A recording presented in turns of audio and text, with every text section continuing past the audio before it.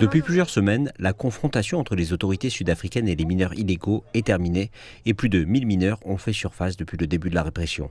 Mais avec le temps qui s'écoule pour les personnes piégées en sous-sol, des membres désespérés des familles ont convaincu les autorités d'adoucir leur position après avoir exclu toute forme d'aide plus tôt cette semaine. Nous avons plus de 20 membres de la famille qui viennent de Chipinge, au Zimbabwe. Nous espérons qu'ils sortiront pour que nous puissions les ramener chez eux. L'un d'eux a une femme ici. Elle pleure et nous ne savons pas comment l'aider. Son mari est allé sous terre en avril et s'y trouve encore jusqu'à maintenant.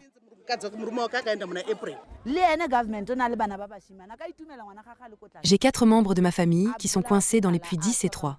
Jusqu'à présent, seul mon partenaire a réussi à sortir. Les 3 autres sont encore sous terre.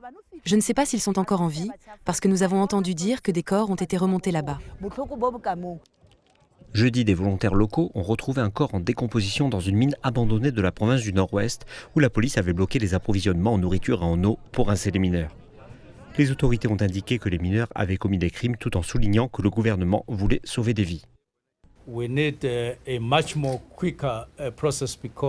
Nous avons besoin d'un processus plus rapide, car il est risqué et dangereux pour eux de rester sur place pendant de longues périodes.